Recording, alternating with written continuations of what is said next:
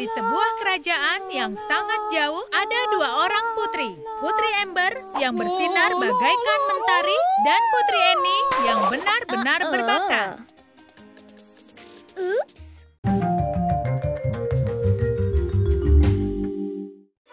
Cerita kita dimulai pada hari yang tidak biasa. Hari itu, setelah selesai bersih-bersih, sang pelayan memberitahu pengumuman penting. Salah satu putri akan dinikahkan dengan pangeran dari kerajaan tetangga. Keputusan dibuat dengan menggunakan metode kuno. Dipilih acak, dan takdirnya itu jatuh pada Ember. Karena Ember tidak setuju dengan hasilnya, dia dituduh meremehkan kebiasaan kerajaan. Perjodohan itu benar-benar kejam.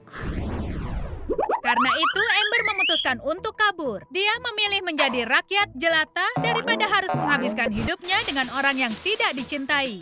Dia tidak bisa kabur dengan bawa harta benda kerajaan, jadi dia meninggalkan semua itu. Seperti pakaian mewah. Sudah dipastikan Putri Annie tidak akan mau kabur bersama saudarinya. Jadi, Ember harus mengandalkan dirinya. Bye.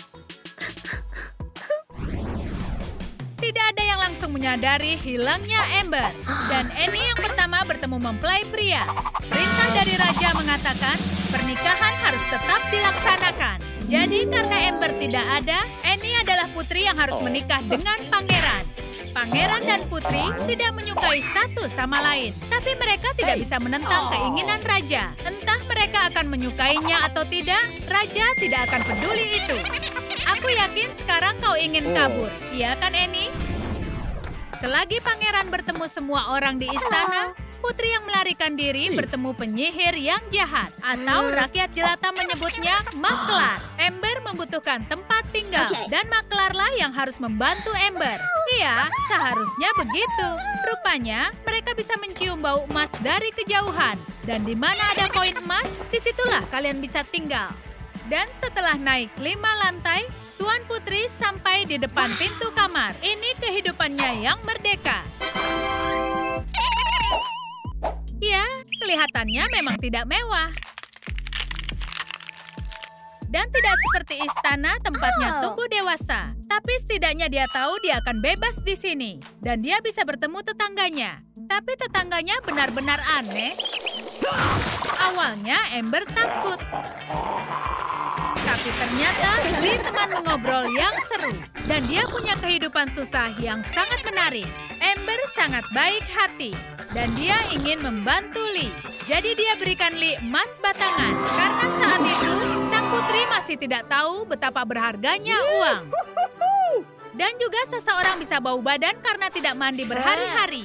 Tapi kau harus sekali saja mencoba semua. Termasuk bersih-bersih tanpa bantuan pelayan. Putri Ember berkemauan sangat keras. Dia tidak segan untuk bersih-bersih. Ditambah lagi, dia ingin mengatur kamarnya seperti yang diinginkannya, bukan seperti yang diinginkan istana. Dia bahkan buat singgasananya sendiri dari beberapa kotak kardus. Singgasana tetaplah singgasana. Begitu dia selesai, kamar yang ditempatinya menjadi sesuatu yang lebih spesial. Ini kerajaan milik Ember. Kehidupan Annie saat ini masih sama. Pelajaran yang membosankan, pelayan tua yang menyebalkan. Bukan berarti dia tidak bisa lakukan itu, tapi Annie sudah sangat bosan. Dia sangat membosankan. Annie harus tetap terjaga. Siapkan headphone warna emas, gunakan lem super untuk menghiasi dengan berlian imitasi dan kawat emas. Tempel mahkota buatan pada headphone. Headphone untuk Tuan Putri sudah selesai.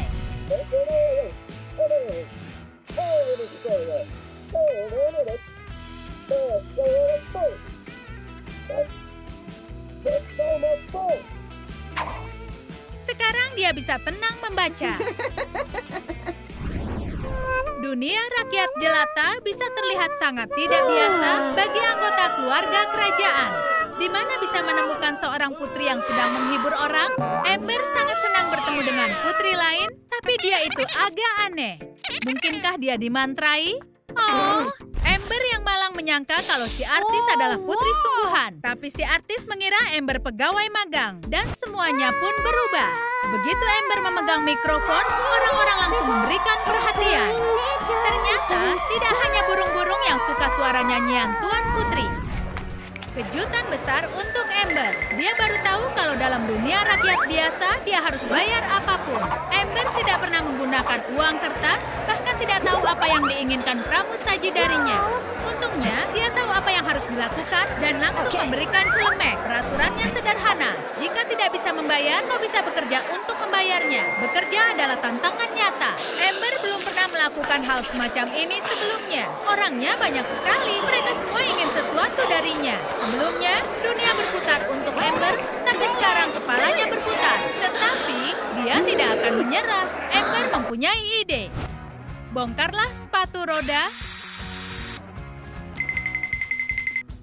Keluarkan bantalan tambahannya.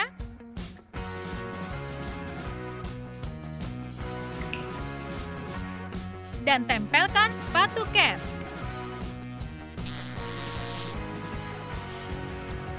Lalu kencangkan dengan pita di bagian atasnya. Dengan penemuan ini, Amber bisa berjalan keliling kafe dalam sekejap. Dia lakukan pekerjaan dengan bagus. Dan tidak akan khawatir akan lalai. Dia bahkan dapat tip pertamanya. Tapi kemudian, Amber melihatnya dan jatuh cinta. Dia benar-benar tampan. Itulah yang dipikirkan Amber sampai terjatuh. Malu. Sekarang piring-piringnya pecah. Dia kehilangan uang yang didapatkannya. Apakah Amber kecewa? Tidak. Dia masih optimis. Tapi sup kalengan membuatnya agak sedikit sedih. Amber benar-benar lapar. Tapi ada yang tidak benar. Dan dia mau yang berbeda. Untungnya tetangganya tahu apa yang salah. Cat warna emas mangkuk plastik. Gunakan lem tembak untuk menempel cincin dekorasi. Tambahkan berlian imitasi. Sekarang kita punya tudung saji emas yang cocok untuk bangsawan sejati. Sepertinya Lee tahu kalau Amber memerlukan penataan yang mewah. Dihidangkan seperti ini. Thanks. Sup kalengan pun terlihat seperti karya seni. Hidup di istana jadi sangat membosankan. Setelah Amber kabur, Annie merasa sangat bosan. Saudari satu-satunya, hanyalah dia yang bisa Annie ajak bicara. No. Karena orang tua mereka hanya peduli urusan diplomatik yang membosankan. Jika tidak punya teman untuk mengobrol, cobalah membuat sendiri. Sediakan cangkir putih dan lukislah wajah. Gunakan cat timbul emas untuk menghiasi pinggirannya dan gunakan cat akrilik untuk mewarnainya. Cangkir berbicara, seperti di cerita dongeng kesukaan Annie. Bahkan cangkir lebih menarik dibanding mengobrol dengan pelayan itu. Tapi Annie tidak bisa sembunyi dari pesta dansa malam ini. Dia harus bersiap-siap. Menjadi tuan putri saja tidaklah cukup. Dia juga harus terlihat seperti seorang putri. Dan beruntungnya, Annie punya semua yang dibutuhkan. Riasan wajah yang paling mahal dan paling mewah. Itu rahasia menjadi seorang putri. Tapi putri yang sedang kabur berada dalam kesulitan. Tidak mudah membuat dirimu menjadi cantik. Untungnya ada Lee yang membantu.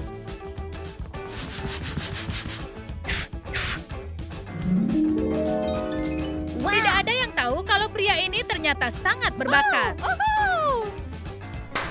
Lee adalah harta karun yang sebenarnya. Sementara itu di istana, pesta dansa dimulai. Annie tidak pasrah pada takdirnya, tapi dia siap bertemu dengan pangeran. Dia punya rencana yang menarik, yang akan membuatnya tidak bertemu dengan pangeran selamanya. Saat Annie menginjak kaki pangeran tanpa disengaja, dia akan membeberkan rahasia terburuknya. Untuk menakuti pangeran, buat potongan dari kertas busa. Rekatkan dengan lem tembak. Lalu warnai.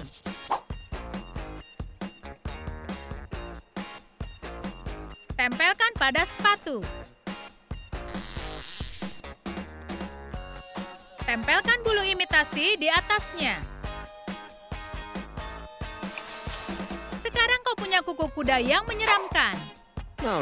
Wow, Annie adalah putri yang sangat inventif. Dan sepatunya yang tidak biasa membuat kesan nyata untuk pangeran. Dia ketakutan. Pangeran pergi ke kafe kesukaannya untuk menghibur diri. Lalu, di sana dia tidak sengaja bertemu Putri Amber. Kemudian, mereka berdua pun mengerti kalau mereka saling jatuh cinta dan menentang takdir mereka. Apa kalian suka cerita ini? Karakter mana yang paling kalian suka? Ceritakan di kolom komentar. Jangan lupa beri suka serta berlangganan agar tak ketinggalan video baru dari Trum Trum Trik.